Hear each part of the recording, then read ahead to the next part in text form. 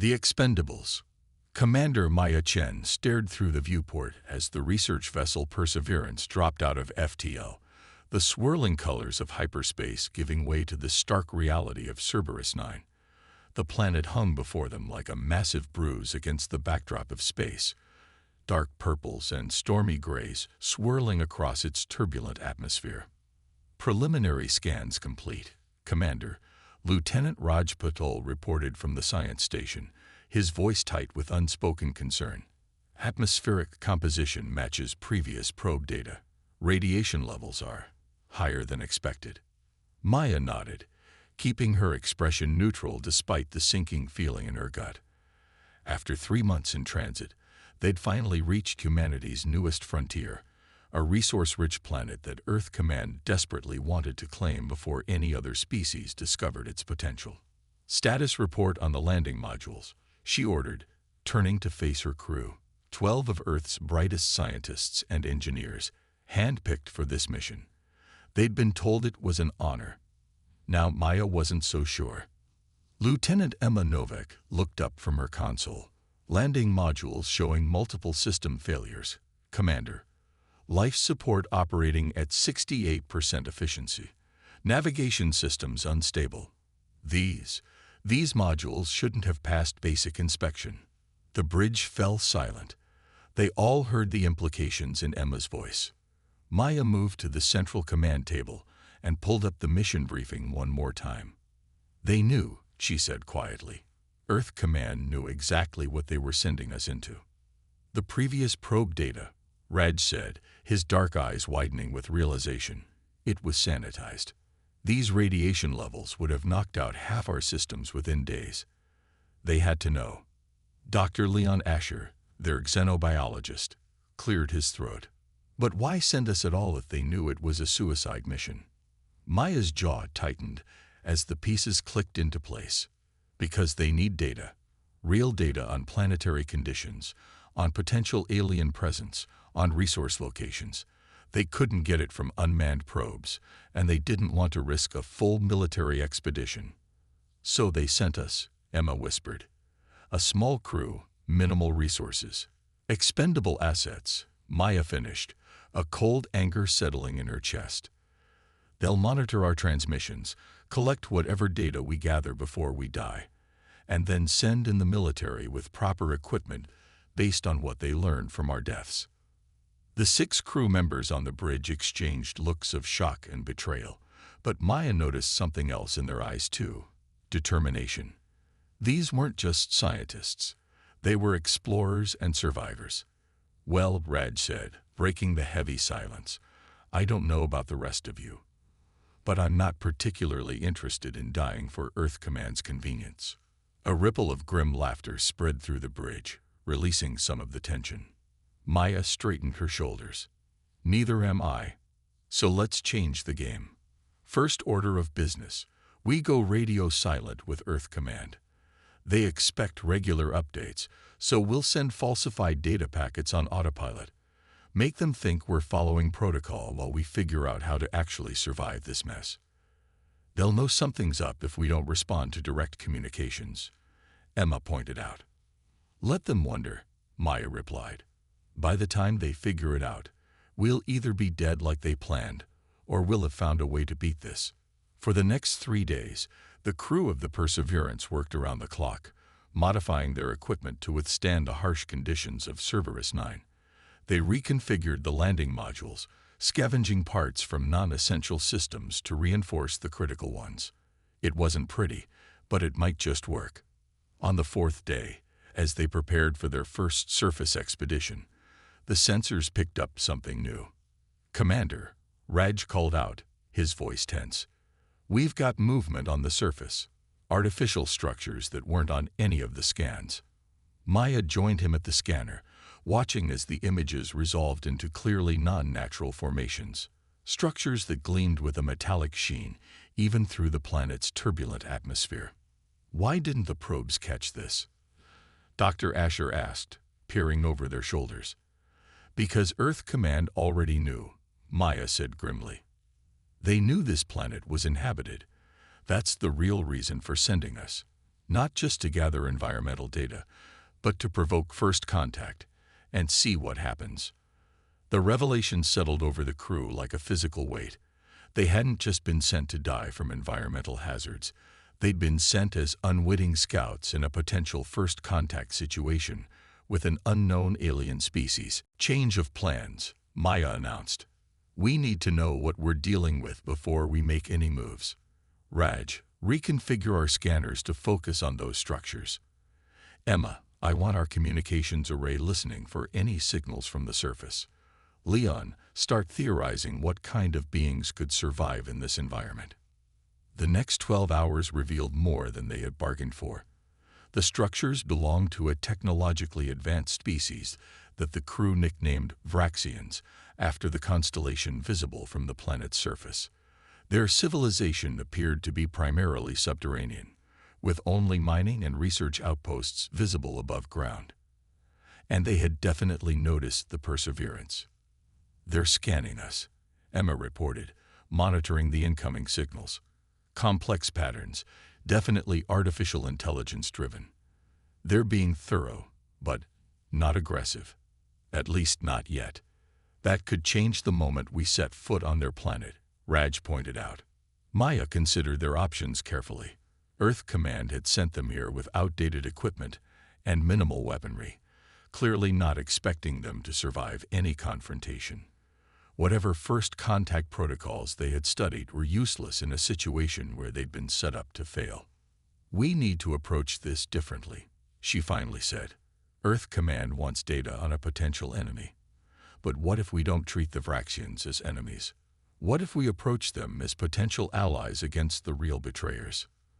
The idea was radical, dangerous, and possibly their only chance at survival. You want to make contact with them? Dr. Asher asked incredulously. Voluntarily. I want to survive, Maya replied firmly. And I want to make Earth Command regret treating us as disposable. If these Vraxians are advanced enough to build these structures in this hellish environment, they might be advanced enough to help us turn the tables. The crew's first surface expedition was carefully planned and executed. Using a modified landing module, Maya led a team of 4 to the surface, landing 2 kilometers from the nearest Vraxian outpost.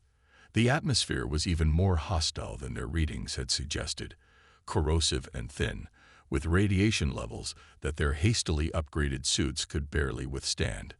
They had barely made it 1 kilometer when they encountered their first Vraxians. The aliens emerged from what appeared to be a ground transport vehicle. Tall, slender beings with iridescent scaled skin that shifted colors like oil on water. Their eyes were large and multifaceted, and they moved with an unsettling fluid grace that suggested a different skeletal structure than humans. Most alarmingly, they were armed with weapons that made the crew's standard-issue pulse rifles look like children's toys. Hold position, Maya ordered through the suit comms. No aggressive movements. Emma, activate the universal translator and broadcast the first contact message we prepared. The translator projected a series of mathematical sequences, the universal language, followed by simple greeting visuals designed to communicate peaceful intent. The Vraxians halted their approach, their scaled skin shifting to deep blues and purples as they communicated among themselves in rapid clicks and whistles. Then, to everyone's shock, one of the Vraxians stepped forward and responded with perfect English. We have been monitoring your orbital vessel. You are not the first humans to visit our world, but you are the first to land without immediately attempting to extract resources or establish military positions. Why? Maya exchanged stunned glances with her team before answering truthfully. We were sent here under false pretenses by our government. They expected us to die gathering information for a future military expedition. We're scientists, not soldiers, and we're trying to survive. The alien's multifaceted eyes seemed to analyze her for a long moment before it responded. Interesting. Your honesty is noted, Commander Maya Chen. We have monitored your communications with your Earth Command. We are aware of their deception. You intercepted our comms. Raj asked, unable to hide his surprise. Your encryption is primitive. The Vraxian replied, its scales rippling in what might have been amusement. We have much to discuss, humans of the Perseverance. Your commanders have sent you to die. Our dominants would have you eliminated as potential threats. Perhaps we can find a solution that benefits us both. As they followed the Vraxians back to their outpost, Maya felt the first spark of hope since they'd arrived at Cerberus 9. They had been sent as sacrifices, but they might just turn this suicide mission into something Earth Command never expected. A genuine alliance with an advanced alien civilization. And when Earth's military finally arrived, expecting to find data extracted from the crew's demise, they would be in for a very unpleasant surprise. Turning the tide. The Vraxian outpost defy human architectural logic. Curved, flowing structures extended both above and below ground, constructed from a material that seemed to absorb and redirect the planet's harsh radiation. Inside, the air was breathable, barely, allowing the Perseverance crew to remove their helmets in designated areas. Our species evolved in conditions humans would consider extreme, explained their Vraxian guide, who had introduced itself as Vextala. What you call corrosive, we call comfortable. For 2 weeks, Maya and her crew lived in a strange balance between captivity and alliance. The Vraxians provided them with improved environmental protection and access to some of their technology, while constantly monitoring their activities. In return, the humans shared information about Earth and its expansion into space, carefully edited to exclude military capabilities. It was during these exchanges that Maya discovered the Vraxians weren't a unified species. They were divided into 3 main factions: the dominants, who controlled most of the planet's resources and military, the technologists, who focused on scientific advancement, and the harmonists, who sought balance with their environment. Vextala belonged to the technologists, a faction increasingly marginalized by the militant dominants. Your arrival has intensified our internal conflicts, Vextala explained during one of their daily briefings.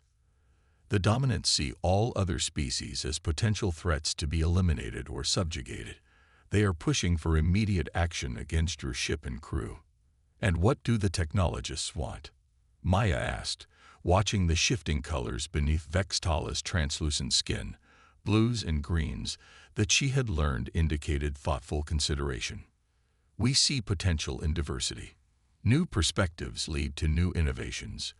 Your species has achieved space travel despite your fragile biology and brief lifespans. There is much we could learn from each other. And the harmonists. They wish no contact with outsiders at all.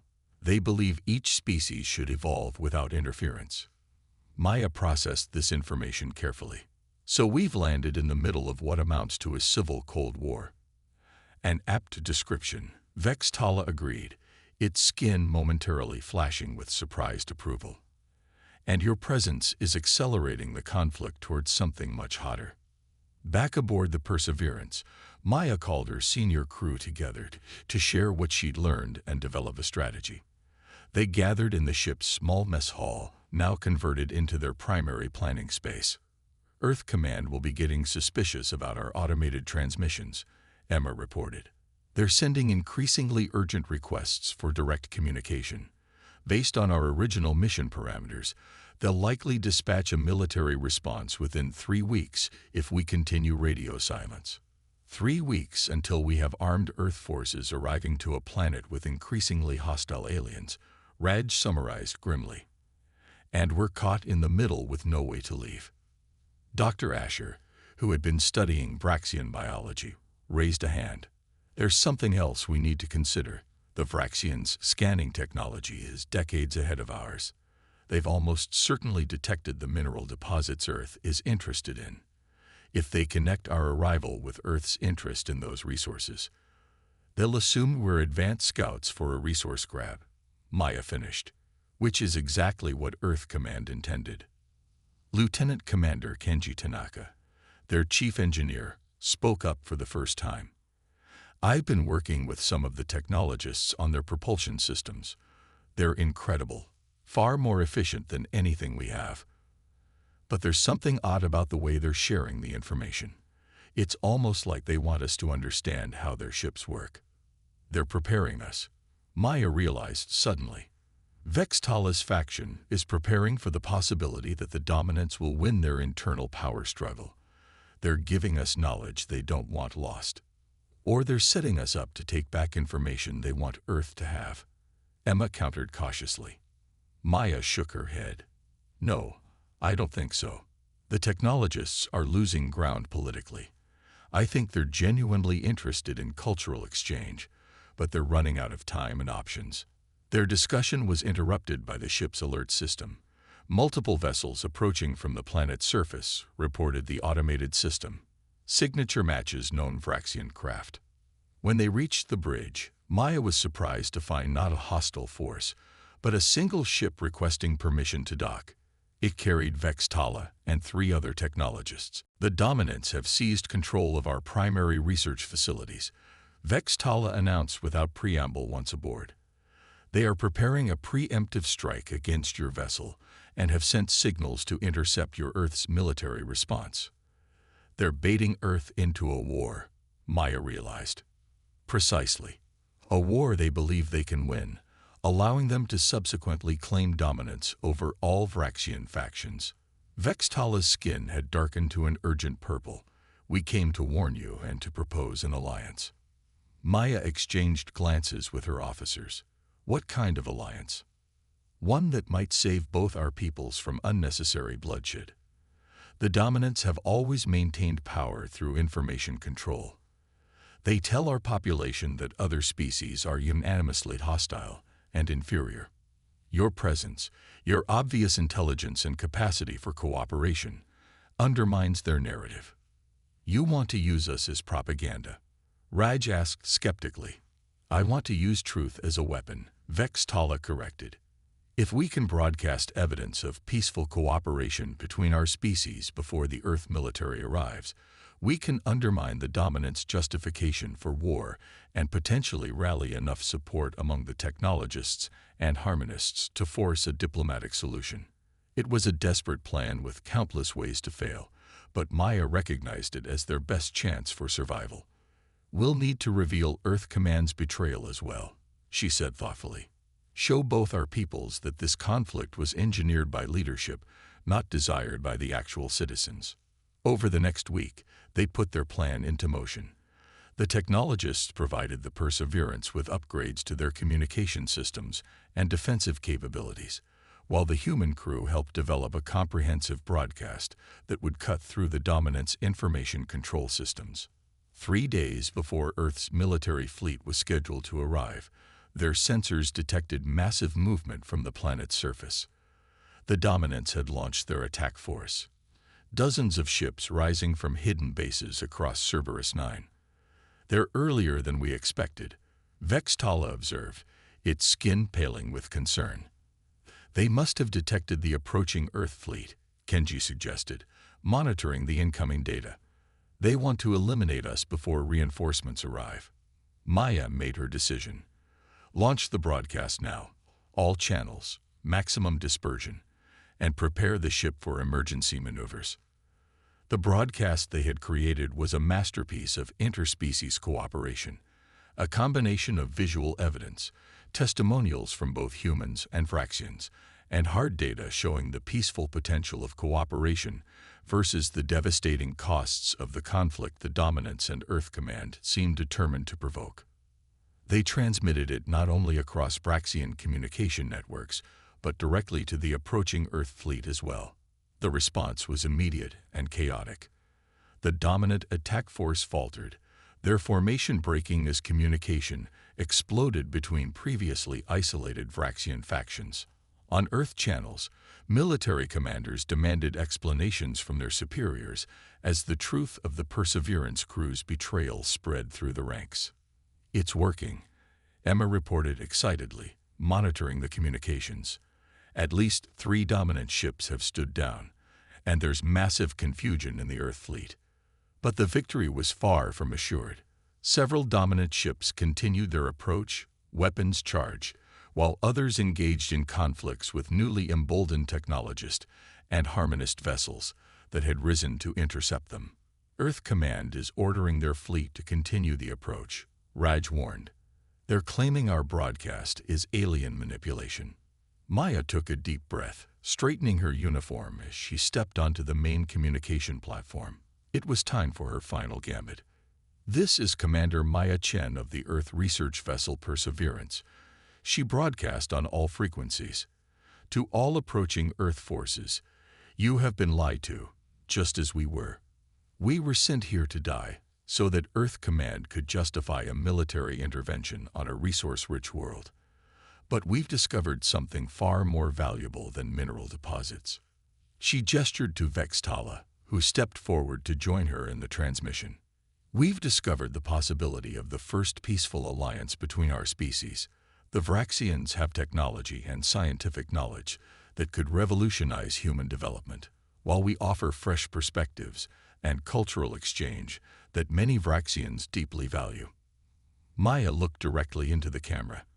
I ask every individual ship captain, every soldier, every Vraxian faction representative to make a choice now.